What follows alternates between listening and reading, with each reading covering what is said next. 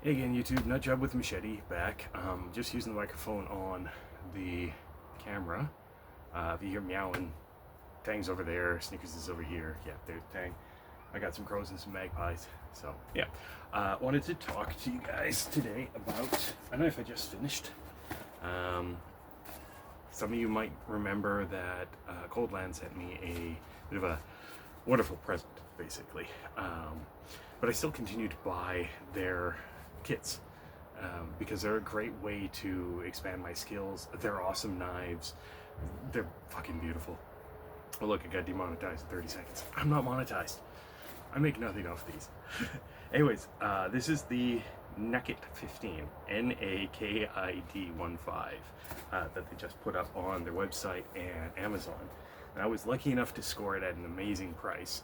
I think it might still be on sale, but I'm not sure. Anyways, if you're looking for a sale price, check Amazon first. It is also on the coldland.ca website. So, couple little things I'll tell you. 3.6 millimeter spine. The reason that'll be important is Tang is just going nuts in the background. The reason that'll be important is when you see what I did. Yeah, so yeah, box is empty. Anyways, this is the box that comes in. Not the standard Cold Steel or ColdLand logoed. Just kind of a plain Jane box, which I thought was a little weird. It does come with its own sheath, as do a lot of the ColdLand kits, which is really, really nice. So it's this nice big belt loop. It's a rigid sheath, which is good. Since I started getting into leather work, I think it's like 6 ounce leather. I don't know what the welt is. I don't think it might be leather, but I'm not sure. Double stitched, nice tooling, little dye job, nice and slick. This is just a touch big for what I think it's good for, but that's neither here nor there. It's still gonna work as retention. So that. You get a nice block of, if I remember correctly, Badook for the handle, because this is a rat tail Tang. I wanted to see whether or not he was going to respond to his name. So you'll have to drill out a hole and then work that slot. Now, there is a tool, and I forgot to bring it out. So bear with me a second, I'll go grab the tool. We'll be right back. Listen to the crows and the Tang. Hi, Tang.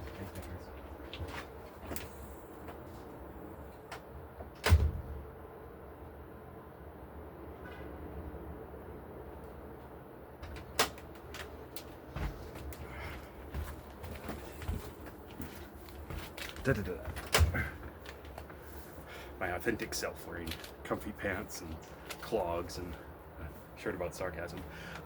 So you have to drill a hole, and then I picked up this tool because I've done a lot of rat tails, and I'm going to do another video about the most recent knives and just some tips and tricks and stuff like that from a very amateur knife maker. I'm going to call myself a knife maker. I'm making knives. Fuck off if you don't like it. So you drill a hole, and since that is, like I said, a 3.6 millimeter slot, you can pick up this thing. Now, this is called a broach. This is specifically a handle broach, but you can get keyway broaches. And if you've ever seen a keyway cut into like a John Deere tractor axle or something like that, sort of similar to this. Nowadays, I think they actually mill them, but they might still use keyway broaches. And basically this goes in, saws down, goes in, saws down. Saws or files, it really depends. But keyway broach, not bad. This one's slightly over 4 millimeters because I bought it when I bought the kit. And I think the kit says 4 millimeter spine. And this was only about $12. So very handy tool. You can make your own if you got key stock for it, but yeah. It'll be my neighbor's. Okay, so the knife. You saw that I have the Badook, and it's not on the knife, but this is a finished knife video. Well, there's also another thing that I didn't put on the knife, and that's this. This is the guard. Yes, Damask steel guard. Now, you'll probably have to, when you do yours, you'll probably have to file this out a bit, front to back and a little bit on the sides. You'll see why I didn't do that when I show you the finished product. But yeah, just be aware, it's a few millimeters. I decided to do something slightly different, which is why I'm probably going to turn this into a pendant or something. It is thick. I think it's 7 millimeters thick. And yeah, the mess. I'm like, oh, well, I can turn it into a fire striker or something like that. It's gorgeous. And I'll turn this into something else. So the reason I didn't use this is, let's show you guys my shop. I can shape the handles and stuff like that by hand if I want to, but sometimes I just don't want to. And here is sort of why. So this is my shop. Router tables. A lot of the tools in here were gifts, or I've picked them up. That's a smoker that I had to modify. There's my sander. My shop vac is an Armor All.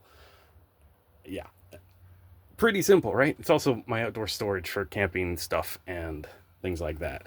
And so with this, oh, and my helmets and all that, which reminds me I have to fix this.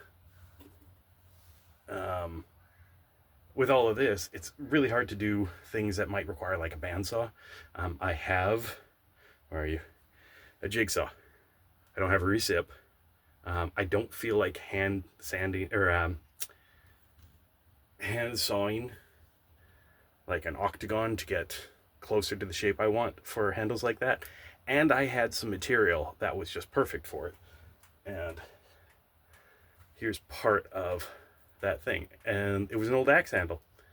The shape was exactly what I wanted, and so let's go outside with my messy deck, my 2 little sheaths that I made out of very, very thin leather to learn, that I'm currently using as markers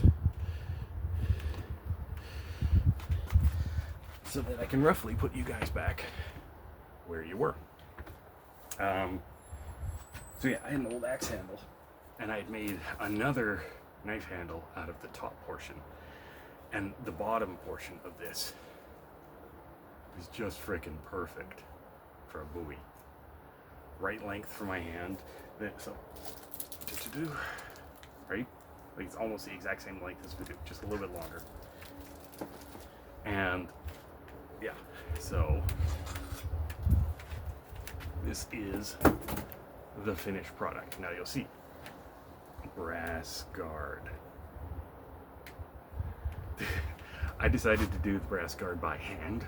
Don't, if you don't have to. I did it because I wanted to learn really how to work with the material. And so I had to cut it off a bar.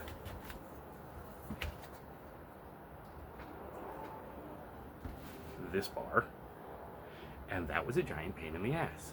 You can use it, like a hacksaw, or I wouldn't have done a jigsaw. Try to keep your speeds down. This, when brass gets hot, it galls and it'll stick to the blade. But that is my finished product. Now you can see kind of why I wanted the brass. This is a very light wood. This brass pops, and then when you go with that beautiful like waterfall pattern on the blade, oh yeah. And I do love that you can, I don't know if you guys can see it, but you can actually see the folding on the spine. So it's like 156 layers. I think it's 43, 40, and 1040. I can't remember exactly, but I'll link everything down in the description. The guard does mean that like this little almost mini choil doesn't matter, but oh, and you'll notice a difference in the pattern on the back too, square versus round. So I decided to go with round, and then after hand machining this, I rounded over the edges because they're all really bloody sharp. Hi Tang. And that's just really comfortable for me. So, and yeah, the X handle swells. Hi Tang. So it gives us a really good purchase. So I can be up here, fine work. I can be down just a little bit, or like almost saber.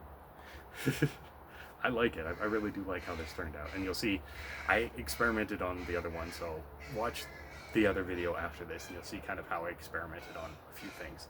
But yeah, overall, absolutely gorgeous. And this thing's a slicer. I didn't have to touch it up. I'm not going to do a paper test for you because I don't have any paper out here, and I don't feel like going inside again and making you guys wait. But this thing is sick. Now, they have another one. Oh, by the way, when you're making your own knives, again, I always say it, make it for you.